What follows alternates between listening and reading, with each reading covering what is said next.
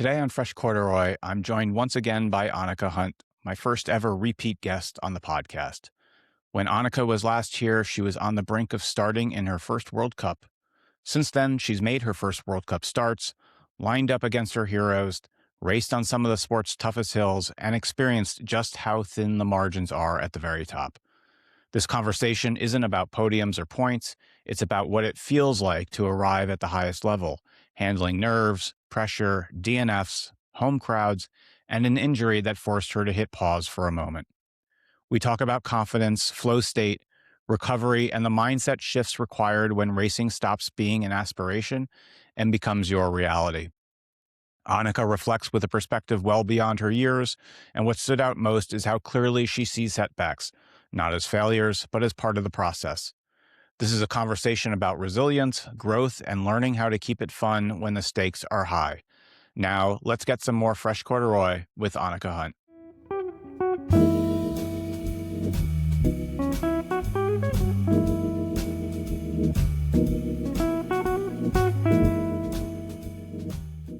Welcome to Fresh Corduroy.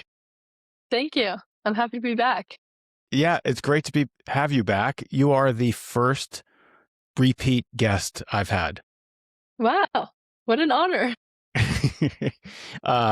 And so I was thinking, normally I ask, what is your skiing origin story? And since we already know what that is in terms of tomahawking down McConkey's Bowl in Park City, we don't need to relive that. But I was thinking that I would share with you and perhaps the listener why I ask everybody that question, which is, I think we all come from very humble beginnings, regardless of where we are in terms of our skiing, and they're very similar, right? Could be like you, a U.S. ski team athlete who remembers chasing siblings and falling down a hill. Others remember being dropped off by their parents and running around a mountain with their friends, and or riding up a T-bar with a parent.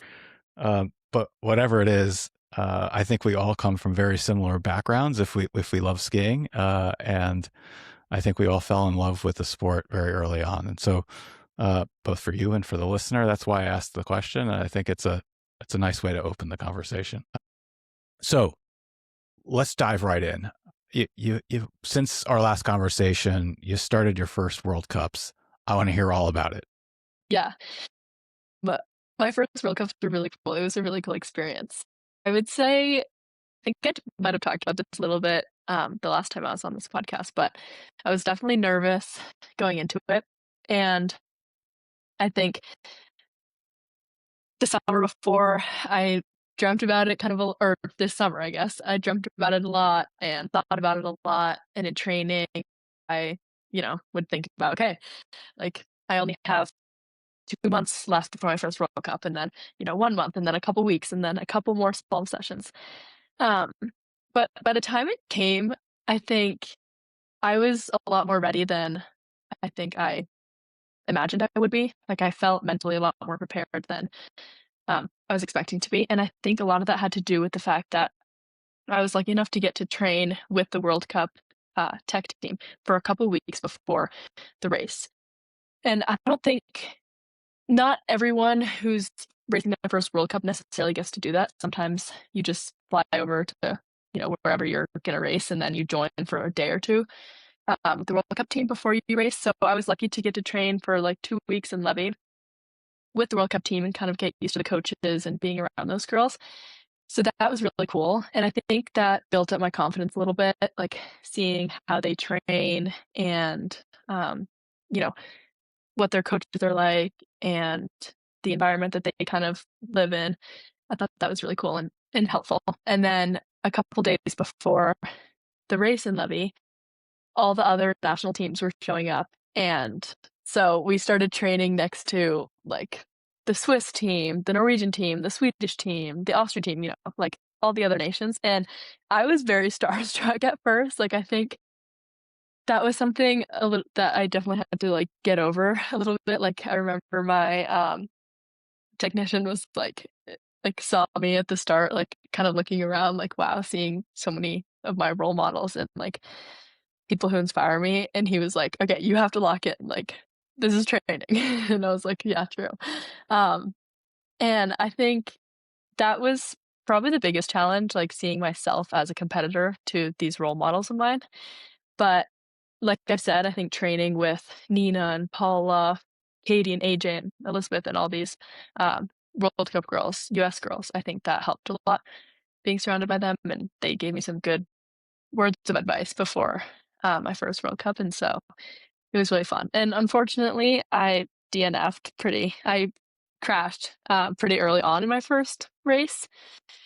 And that was a big bummer. I was definitely disappointed and like I felt ready. I was so excited. I had been waiting, all morning. And I was like so excited and the conditions were good and I crashed like I said. And so that was a bummer, but I do think that it really motivated me and it kind of like pissed me off a little bit, I guess.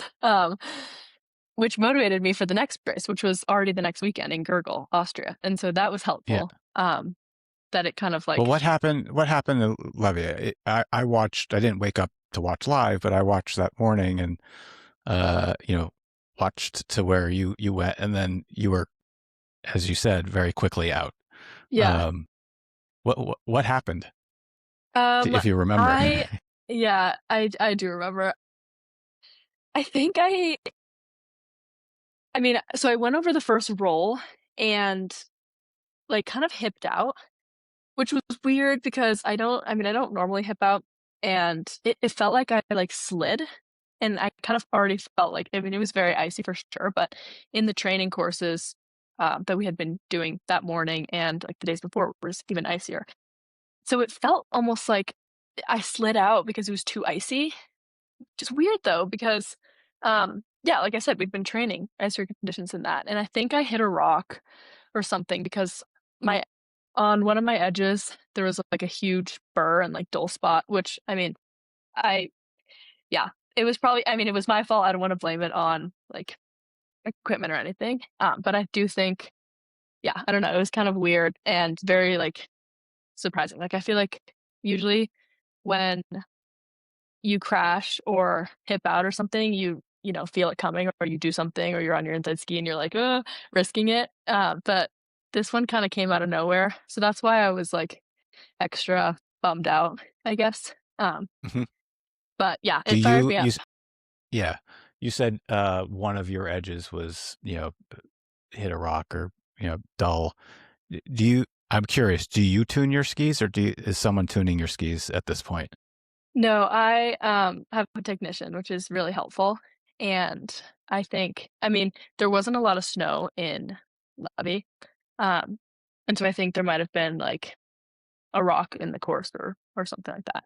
Um, or yeah, I don't know.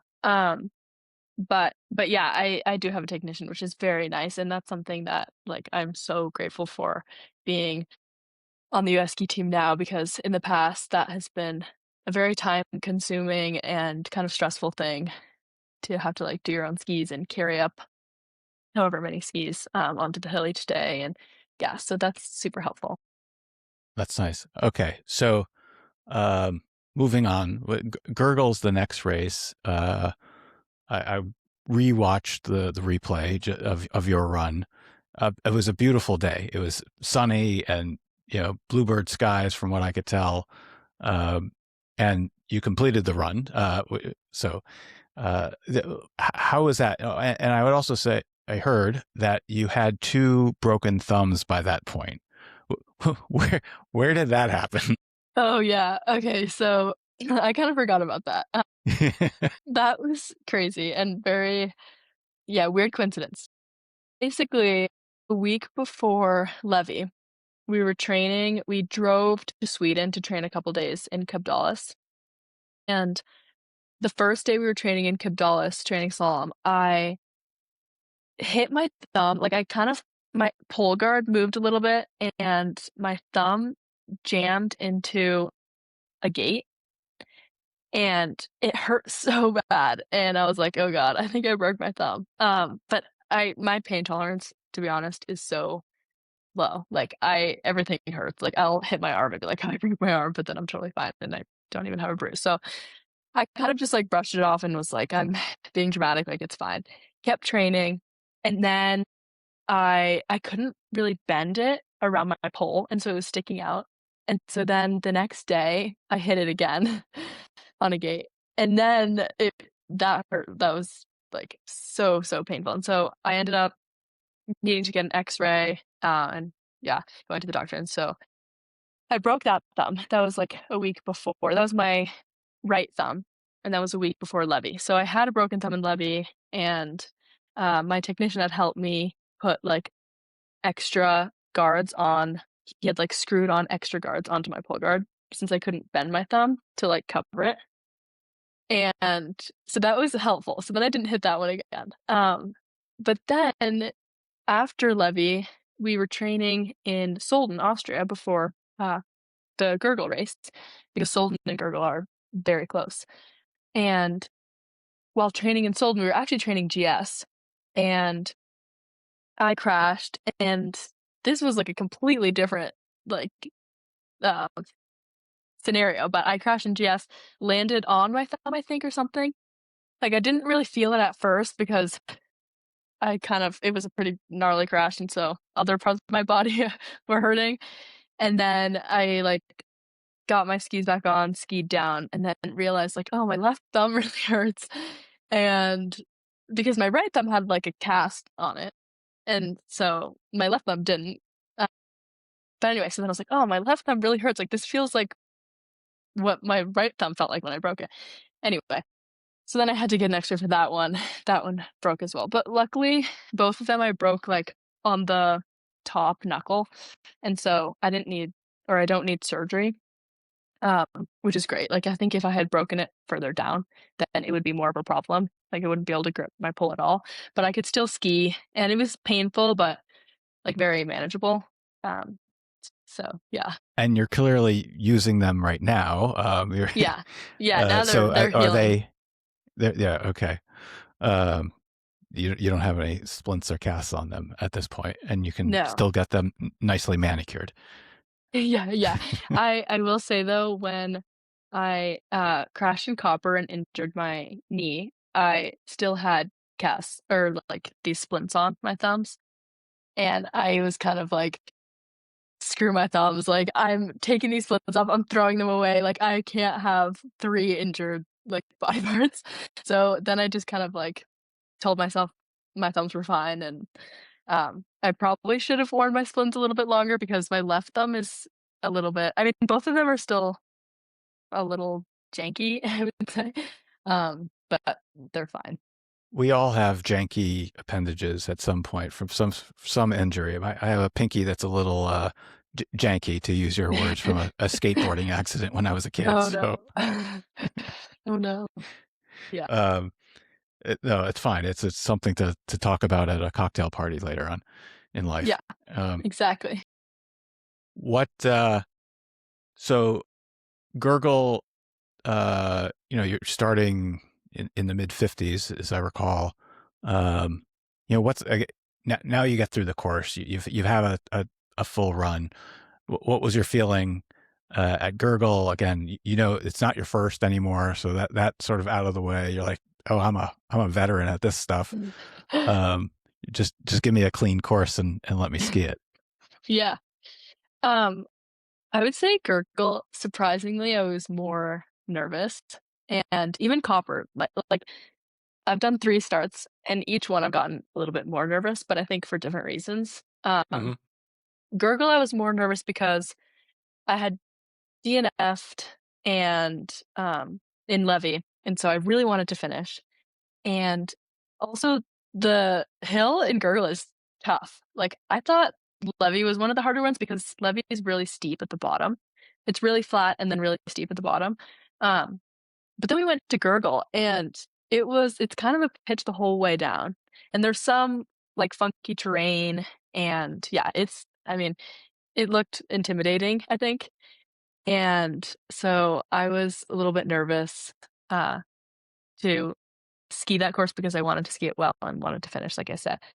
So I was definitely nervous, but it was such a beautiful day. So sunny, so nice. The snow was really good. There was definitely a little rut by the time I was going, but I mean, there were girls behind me, I think, who made it into the flip, so it was definitely doable. Um, and yeah, it was such a nice day, and I just kept reminding myself, like, this is just an opportunity. Um, and like, I love skiing, it's fun, and trying to like keep things light. And so when I was in the start, I just thought about what I wanted to do technically and then tactically, like a couple areas in the course that I wanted to execute well. And I definitely think I have this tendency, and I think this is really normal. I've talked to a lot of people about this, but when I push out the start gate at a race, like sometimes blackout. Like I don't like I am thinking in the start gate about what I want to do, whether that's like, standing on my outside ski or pole plan or whatever. But once I push out of the gate on race day, it's like your mind kind of goes blank, I guess, which is kind of good because then you're not overthinking anything, and you're just going. I think I my mind kind of blanked, and I think I could have skied better, and I think I have been skiing a lot better in training leading up to that. I was happy to finish, and so that was definitely a win. Overall, it was a really fun day and a nice day, and so I was happy with that. And yeah, it was really fun, and it was cool to like come into the finish and see fans um, and my teammates waiting for me there, and yeah, that was really cool. That is cool. Do you when you're in the start gate, are you thinking about a particular cue, like pole plant, like and just that one thing, or is it oh, I need to nail that hairpin just above the roller because I need space for the next. What are you thinking? Technique, tactics, something else? You're thinking about what rerun you're going to watch later that night. Like what is the what are your cues when you're quote locked in? I would say I leading up to my run, I think a lot about the course. So after inspection, I visualize the course a couple times to just feel like I'm kind of skiing it. And when I do that, I always think about a couple areas in the course that I want to really nail, whether that's like a hairpin over a roll that looks tough, or like a break over onto the pitch, or a section where the course tightens up a lot. So I look for kind of tricky sections like that in a course and then think about that a lot. But after I visualize that a couple times, then I start to get a little confidence, like, okay, I can do this course. So then I don't like to overthink the course when I'm in the start gate. Because then I think I tend to, like, if I'm thinking a lot about this one hairpin, then I'm gonna overski it or go into it kind of like timid, I guess. So when I'm actually in the start gate, then I'm usually thinking about what I've been thinking about in training. So that's like a technical thing. So uh, in Gurkle and kind of just this beginning of the season, I've been thinking a lot about my pole plant and then like leveling out my shoulders into like the going into a new turn. And so I usually have like one or two things. Most people say you should only think about one thing at a time. But for some reason, I'm someone who likes to have two cues because I think one cue helps like trigger the next one in some cases. So for me, like after I pole plant, I know it's time to like level up my shoulders for the next turn. And then once I'm leveled out, then I know it's time to pole plant, and it kind of like works together, I guess. Um, so yeah, that's what They're I was thinking related. about. Yeah. Yeah, they're interrelated cues that you're thinking about. Uh, yeah, when you were saying that, I was thinking back. My son came home from college during the Christmas break and got a job coaching for the Christmas camp with younger Mhm. kids. And he commented there was someone, another young, very young, relatively inexperienced coach, uh, was giving kids about 5 different things to think about. And he's like, I had to undo everything. I was like, here, just focus on this one thing. Yeah. Um, and my son is not an experienced coach, but this is literally his first time doing it. But at the same time, having been coached for so long, um, he was like, that's not going to lead to progress. So yeah, the fact that you're thinking about two as you're more advanced than the rest of people. Well, I would also say though that I think about, you know, 1 or 2 things, but I usually think about those for, like, a while. Like, I don't think about 1 or 2 new things every day, and I think that's different too. Like, I think if you're thinking about 1 or 2 new things every day, then that's hard and becomes a little bit, like, unproductive, I guess. But I've had the same cues. Like, once I figure out a cue that works for me and is helping improve my skiing, then I'll think about that for a long time until it stops, like, until it, isn't really helping me improve anymore. Like, once I get it down, then I move on to, like, a new cue. So I've been thinking about that for, um, since my training in, like, end of October, and then, yeah, into the races, so So now we fly back across the Atlantic, and you're back in the States and going to Copper, and you're racing at Copper, which I imagine must be a lot of fun because now you have, you know, Americans. Imagine there's family and friends who are watching as well. But what's that like? You mentioned the nerves in some ways, you know, ramped up from one Mhm. race to the next. I mean, if from an outsider's perspective, I would attribute the fact that you're in front of a home crowd and wanting to perform in that environment is partially, if not the reason for the increased nerves. But tell me what was going through your mind in Copper, you know, leading up to the slalom race there. Yeah, you're totally spot on. I would say my my neither my parents or any family came to my first 2 World Cups, and so they came to Copper. My sister was there.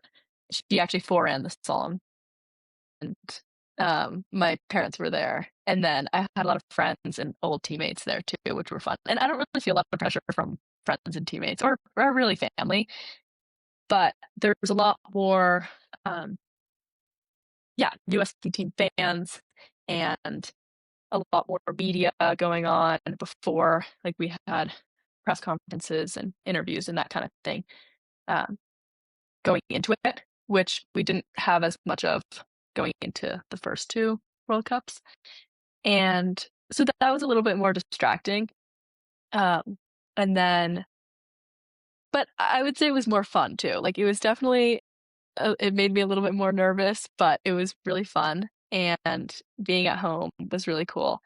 And it was also my birthday actually on the Solemn race day, November 30th. Wow.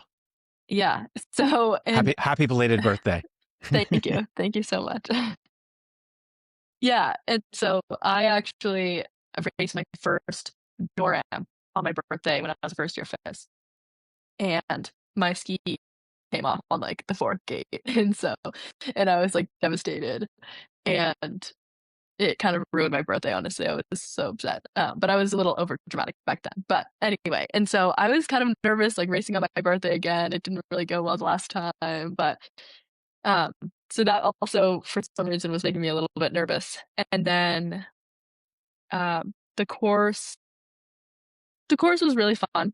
I, um I liked it a lot, and in inspection, I think it looked really fun, but it was really steep out of the start, and I had never started from there at Copper, like, I've raced NORAMs at Copper, but on a different hill, and so the start was super steep, so that was also a little bit nerve-wracking. So there was a couple factors, but I I was excited, and it was fun coming into the finish with so many friends and, family and USG team fans. I thought that was really cool. So I would say that was probably the most fun World Cup.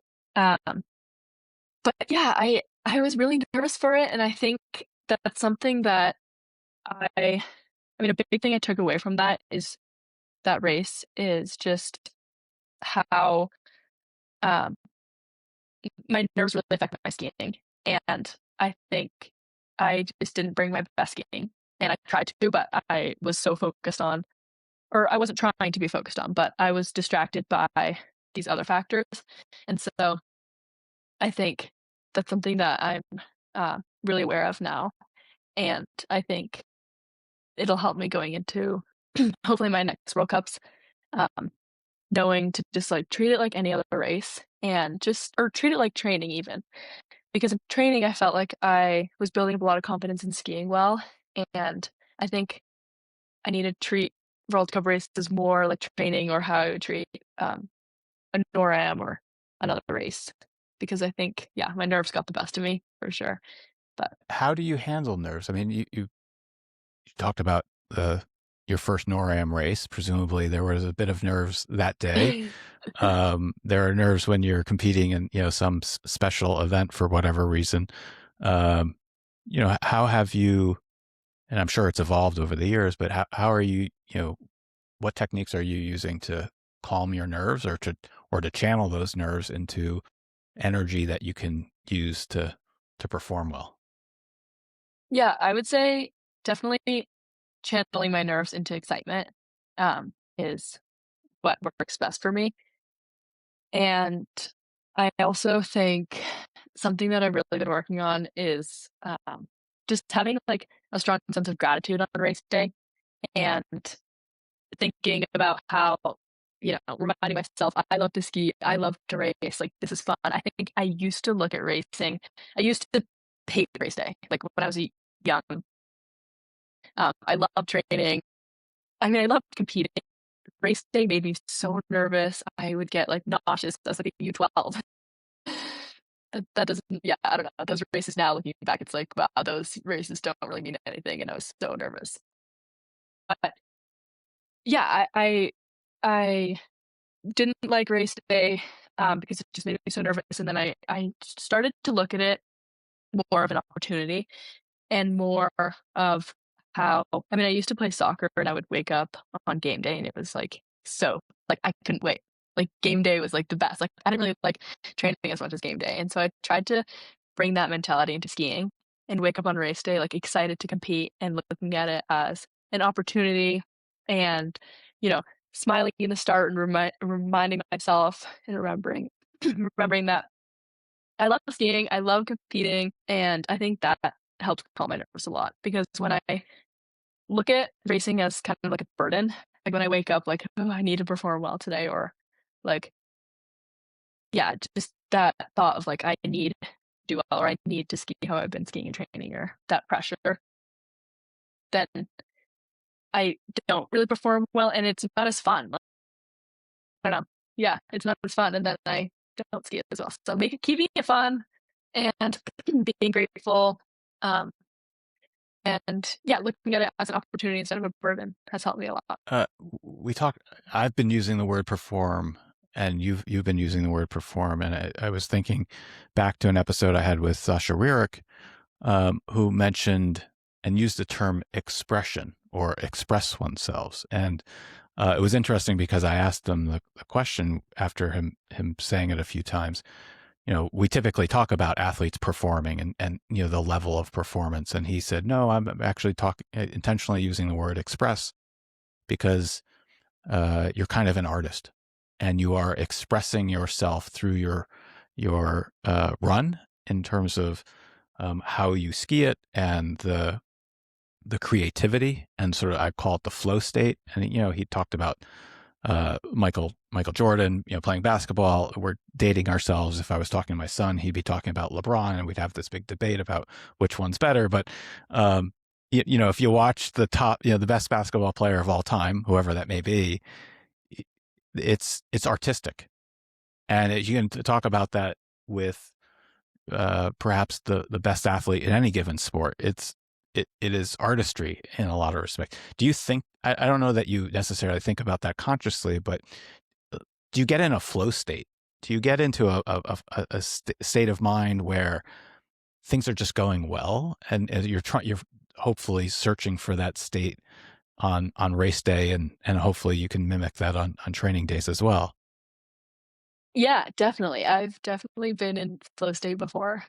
I think the end of my last season, um, I was in a flow state, like training, racing. I think I really know when I'm in a flow state when training and racing feels like so similar. Like I can bring my best skiing to both, um, and to the different disciplines too. I think that, yeah, that just really feels like flow state to me when everything's kind of clicking. And I think it is important to bring that to or to kind of get in that state for race day. Um, and I think that it has a lot to do with it's physical and mental. For sure. Like you have to be in the right head, like you have to be skiing well, but you also have to be in the right headspace for it to all like, yeah, flow and feel good. But I definitely agree with him with skiing being, artistic and your race run being art. I agree with that. Yeah. Um, so you had a great time in Copper with the fans, and albeit you didn't qualify for the second run, but I will note that you're finishing 36, 37, give or take, in both Gurgle and Copper. You're ballpark 6 to 7 tenths away from the qualifying time. I mean, you're knocking on the door. You're very close. What is that? On the one hand, it could be super frustrating. On the other hand, it could be like I am, I deserve to be here, and I just, if I didn't have bib 55, I'd be, I'd qualify and have a second run. So how do you come away from those races and use that to fuel you for the next one? I would say I my training was definitely making me feel like, okay, I deserve to be here. Like, I felt, I mean, we would time and just training in general with the World Cup team. I think I built confidence because I felt like I was skiing well compared to those girls or with those girls. And so when I didn't make flip, especially in Gurgle, when I didn't make flip, I wasn't like devastated. Like I felt like, okay, I can do this. And I finished. That's a win. And like I still felt like I know I can do this. Like if I ski well, then I know I can do this. And so going into Copper, I think, which is also why I was kind of nervous. Like I knew I could. I just also knew I had to be in that flow state, like be in the right mindset and bring my best skiing. Um, and so that was more frustrating when I didn't make flip because I knew, oh, I let my nerves get the best of me. Um, but I think, yeah, I think I can do it. Um, and not making flip and being relatively close just kind of fired me up for the next World Cup. And now, like after Copper, I'm like so fired up for the next opportunity. And I think seeing girls in, I mean, in Levy, in Gurgle, in Copper, or I don't know if Copper exactly, but I mean, in basically all three of the World Cups I was in, like there were girls with bibs behind me who made it into the flip, and so that also gave me confidence. And while it was kind of frustrating, like, oh man, like I was starting earlier than them, I could have done it. I think it also gave me some confidence, like those girls starting 60 something or, 70 are making it, like I can too. And I think when if I do make flip at some point with a higher bib, I think that'll give me so much more confidence when I do have a lower bib too. So I look at it as kind of like it would be nice to start 31 or 35, but I think the challenge, like really, I like the challenge of starting a little bit later, and I think that in the long run, it'll pay off. And like when I do make, or yeah, when I do make flip at some point, I'll be like, okay, I did that with bib 56 or whatever. Now I'm in the seat at some point, or in the top 30 at some point, hopefully. And, yeah. Right. It'll make success that much sweeter. Yeah, exactly. Yeah, and can be done. I mean, the last couple of races, Noah Solzis, the Israeli girl, has uh, made the flip from bib 70-ish. I mean, 70 Totally. was one time, and so it's possible. Yeah, it totally is. Yeah. So Copper, you raced.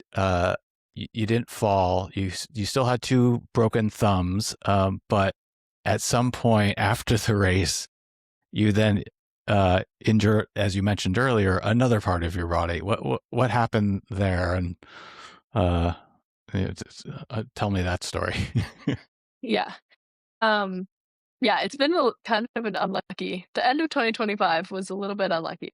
Um, anyways, I after a long slalom block, racing my first couple World Cups, and training a lot of slalom leading into those races, I switched to more GS and Super G focused training.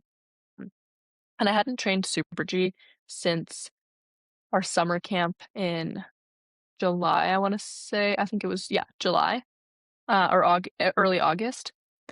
And so I wanted to get some Super G training for the NORAMs. Um, and so we had a couple days on, I think it was our 3rd day of Super G training in Copper. It had snowed a ton. It was, yeah, like that Thursday night and Friday morning, it had snowed a ton. And then we trained Super G on Friday morning, and there was quite a few people, everyone kind of sharing one course. So there was like a bunch of guys, a bunch of girls, whatever. And we slipped a couple runs, got as much powder as we could up the track, and then they set a pretty straight Super G course, like a downhill basically, um, just to avoid like making huge ruts in the soft snow. And but there was still quite a bit of like powder and berms kind of outside of the course. And on my second run, I hit like a hole kind of in the course because, like I said, the snow was pretty soft. And by it was kind of in the transition between turns, and I hit this hole, and one of my skis just like caught an edge and hit my other ski, and so both my feet like flew out from under me. And then I just like I don't know exactly. I mean, watching the video, I can explain a little bit from the video, but when I felt it happening, it was like I didn't know what was going on. But yeah, so both my feet came out from under me, and then I kind of just like somersaulted and kind of like dragged my head at one point, and then my skis came off, and I immediately felt something in my knee, and I didn't know exactly what I felt. It also happened so fast, but I felt something in my knee. It was extremely painful. And I immediately just, like, freaked out and, like, started crying and was like it hurt really bad, but I was mostly just, like, freaking out because I thought, my season's over and, like, how is this happening? Um, and so that was definitely scary, and like, unbuckled my boots, and it hurt so bad on my leg, so then I was like, "Did I break my leg?" Like, I don't know. Um, but then anyway, got X-rays and MRIs and stuff, and luckily, it turned out to only be a fractured tibia plateau. So, basically, I had hyperextended my knee in the crash, and my femur and tibia, just, like, banged against each other super hard, and there was just, like, this huge bone bruise, basically, and I didn't need surgery, which was really lucky, um, and so it was just 6 weeks on crutches from there, So no and ligament damage. no ligament damage, which was really lucky, especially because the doctor said um, that it's pretty rare to have a fractured tibia plateau without any other injuries, usually ligament injuries. And so I felt lucky in 6 weeks. I mean, the whole recovery being like 2 months or maybe a little bit more, but overall, like from what I thought and just from how I felt immediately after the crash, like that was definitely a relief to hear that and to know that hopefully I'll be back this season and if not racing, at least training. Um, so I was pretty lucky there, but it was definitely tough, especially after like I'd just done a few World Cups. I was really excited to like race some NORAMs and then do some more World Cups, and so it's a bummer. But I think overall, like I said, it could have been a lot worse. So I'm grateful that it's not. Uh, yeah, I'm super happy to hear that it wasn't worse. Yeah, you obviously were having a good time, and all of a sudden somebody threw the emergency brake on and came Yeah. to an abrupt stop. So you're into your rehab a number of weeks. You said you were on crutches. I don't see them in the frame, but are you still walking around on crutches, or are you No, have you disposed of them now? I have disposed of them. I got off them a couple days early, actually. This Friday would be, yeah, tomorrow would be 6 weeks, and I got off of them on, Sunday, which was awesome. I was so happy to get rid of those things. I haven't looked back. Um, but yeah, being on crutches, I think, I mean, I'm sure any high-level athlete can relate, like, or just athletic person in general can relate. It's brutal because you feel so useless. Like you can't really do anything. Um, and you can't like go on a walk outside and feel like you want to crutch around, but that gets pretty tiresome. Um, but it was tough being on crutches, but I grinded a lot in the gym, doing like rehab, and it was a lot of non-weight bearing stuff. Work with PT in um, in Vermont to do as much as I could to keep the muscle in my right leg, and I would spend like 4 or 5 hours in the gym every day, just like doing anything I could do because I was so bored of sitting around with crutches. Um, and that really paid off because now that I'm in Park City, I got to Park City about a week and 10 days ago, and I did some tests. And my I haven't lost too much muscle mass on my right leg after 5.5 weeks on crutches, so that was good. And I think, yeah, my my work in the gym paid off, so that was really nice to hear. So Great. hopefully the recovery is going well. But the right leg is the healthy one. It's the left that No, you're gonna. no, it's the No, right the one other way that around. I injured. Yeah. Um, oh, that's terrific. So you're the next step. You're in Utah at the the ski team's Center for Excellence. Getting physio and beginning more physical fitness hmm training. Is that basically what is the plan for the coming weeks? Yeah. So since I got off crutches on Sunday, I've started to do some weight bearing stuff. So like body weight squats and kind of just some double leg things. And then I'm progressing to more uh more weighted things. So yesterday I did like weighted back squat with a barbell. Um and that was like a huge step in the right direction, which was really nice. It was nice to do like a real workout with using my right leg. And I've been biking with it now and stuff. And then, so the double leg strength is going pretty well. And then the next step is single leg strength. And so, like, being able to do single leg squats and weighted exercises just on my injured leg. And then after that, if I can do that without pain, then I'll move to plyometrics. And then hopefully return to snow. So it's kind of a process, but um, yeah, it is what it is. No, I mean obviously take it at the appropriate pace. I don't try and rush things. Mhm. You've got a long career ahead of you. Uh, Better to take a little extra time and get things right than to rush things along.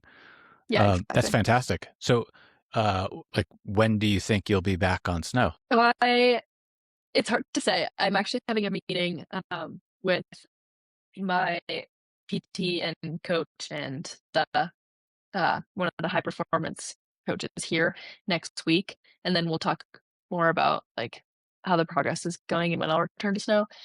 But I hope early February. Um, that's my that's my goal. So we'll see. Terrific. I mean, that's practically around the corner. Yeah, exactly. Uh, that's awesome. No, I'm so glad to hear. And so in the meantime, aside from spending a lot of time in the gym, are there other things that you do to stay in the right, call it, frame of mind? I.e., um, I don't know if there's visualization work that you could be doing. I don't know that you were when we spoke last time. You didn't really think that you would be racing any World Cup downhills or Super Gs, um, and I don't know. I would imagine that's probably going to be the case. Assuming you get back on snow and back to racing this season. Um, so that's an event where I could see, literally watching the track and like visualizing skiing down the track. A slalom less so since they're so variable. But are there other sorts of things that they have you doing that they haven't shared with the rest of the world yet? Yeah, I am definitely doing a lot of visualization and um, watching video. And I mean, I do this kind of stuff anyway, um, but I've definitely been putting emphasis on it now that I'm not actually skiing. So I've been watching all the World Cup races and, some video of myself training, and then visualizing, just like feeling myself training and not necessarily courses like downhill tracks or race courses. But definitely just visualizing myself training in gates or even free skiing. Um, and I think, I've read somewhere about this study of these they did this study on a group of people, and they had half the people shooting. Maybe we talked about this in the last podcast, or maybe not. I've talked about this a lot with people explaining visualization, but um, they had half the group of people, practicing free throws um, in basketball, and then they had the other half visualizing it, but they weren't allowed to actually practice them in real life. So they were just visualizing, and then after like I don't know exactly how many days, I forget, but maybe a week or so, they had everyone come in and do a free throw and see how many they could get in a row or something. And they actually noticed that there wasn't really a difference between the people visualizing and people actually practicing them. And I thought that was really cool. And so that like definitely makes me want to visualize a lot. Um, and just like feel the skiing because even if I'm not actually on the hill, I think it's helpful to keep the feeling in me. And yeah, Makes total sense and wise, and gives you something to do. Um, you're obviously not a couch potato any longer with the now that the crutches are gone. luckily. You yeah, you mentioned watching the latest World Cup races. Obviously, the tech team has been doing really well. Obviously, the slalom, this the most recent slalom with Michaela and Paula coming 1-2 Hmm. is exciting. Seems like a great group of people. Like, uh, tell me about the experience. You talked about it earlier, where the quote veterans, brought you into the fold and gave you pointers. What and so you were on the road with them for 3 races. What is that environment, and how are you enjoying it? Seems like there's an interesting cast of characters. Um, so tell me about the experience with them. Yeah, definitely an interesting cast of characters. It was a lot of fun. Um, I I really enjoyed, first of all, having Leave Moretz there because we are on the same team this year, and we're both kind of, or we were both sort of rookies to the World Cup stage. She had done a few before, but it was nice to have her there. But then the World Cup girls are really fun. Elizabeth Bocock, I'm pretty good friends with, and we've been friends for a while. So it was nice also to have a familiar friend there because it was intimidating at first, I would say. She seems like a character, right? She's now Yeah. doing tiramisu reviews, Yeah. and Yeah, I don't she know what else they're doing, but she seems to be the comedian of the. lots of Fortnite, yeah. Um, no, she is a lot of fun, and AJ too. I got pretty close with, um or closer with AJ, and they're super fun, and everyone is so nice. Nina and Paula and Katie, and so it was really fun. We would play Catan and other board games. In Levy, we like definitely all bonded a lot because it would be dark for most hours of the day, honestly. So we would train and then we'd come home and like make grilled cheeses together and play Catan. And we watched all the Harry Potter movies again because we've all seen them, but we started over and watched all the Harry Potter movies, which was really fun. And I would say they're a really nice group of girls and very inclusive and um yeah, I think they kind of build off of each other. I mean, you can see in the results, like when one of them is starting to do well, all the others are, right behind. And so that's really cool. And being a part of that was really cool. But I would say one of the things I took away from training with the World Cup team was the fact that it's not, I mean, there are a few things that are different, but it's not that different from what I was doing, with my Europe Cup team prior to being with those girls, or even what I was doing last year. And so that was kind of a cool takeaway because the World Cup is closer than we think, I think, or maybe not even the World Cup, but just like, yeah, I don't know. The highest level is not necessarily doing anything that special. And if you just like work really hard and keep grinding, um, you can get there too. And so that was cool. That was a cool takeaway. Yeah, I heard somebody talking about this in terms of the leap from NORAMs to the World Cup, and to a little extent was contrasting that to Europa Cup, which is at least reported to be harder, right, than the NORAMs. And it's like people beating everybody, each other up every week when they're racing, in the sense of just the difficulty. But at the same time, everybody is really great skiers, and it's about consistency and stick to itiveness, right? Which is, Totally. I think, what you're describing. It's you know, a mistake here or there is less forgiven at the World Cup level than it could be at the NORAM level or World Europa Cup.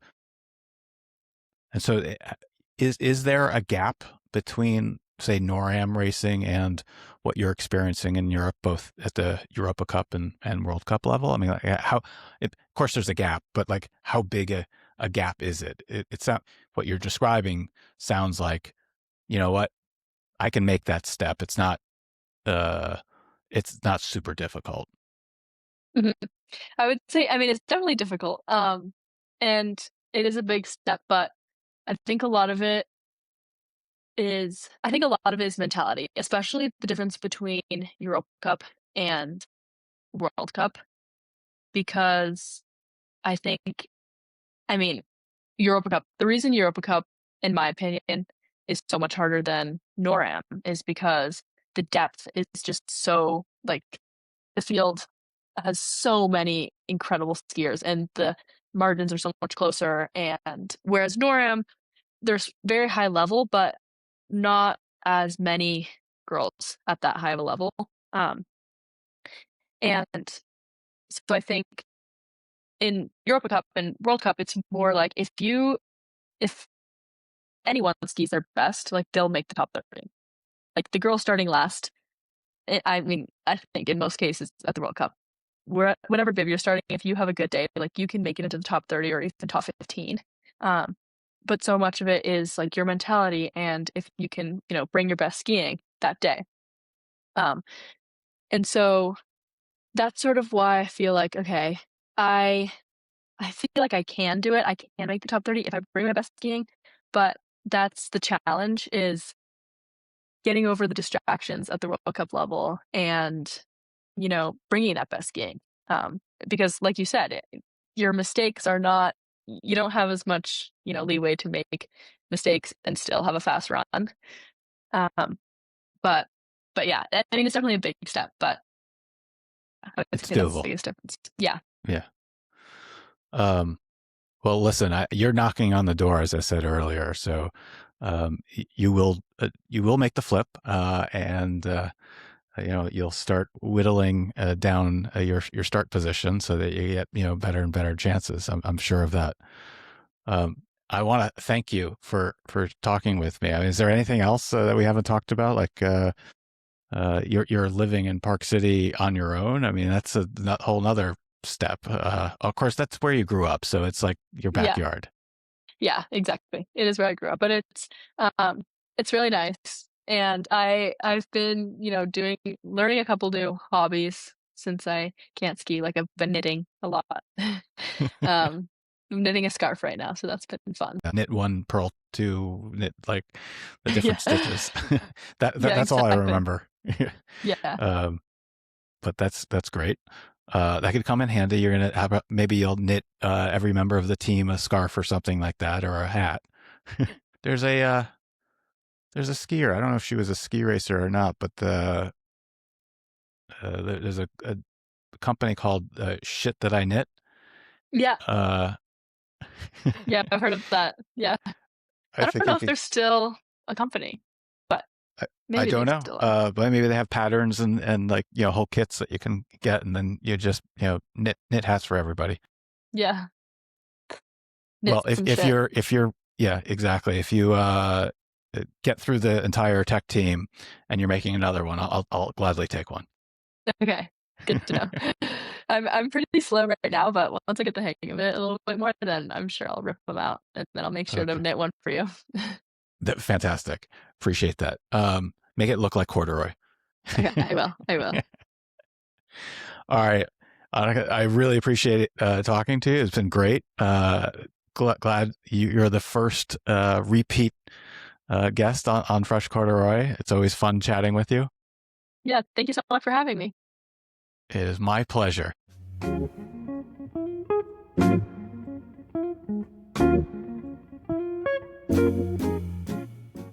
Well, that was my second conversation with Annika Hunt, and she promised to come back next season for another conversation. If you enjoyed the episode, please follow or subscribe to Fresh Corduroy, leave a rating or review, and share it with someone who loves skiing or high-level sport. Thanks for listening. See you next time on Fresh Corduroy.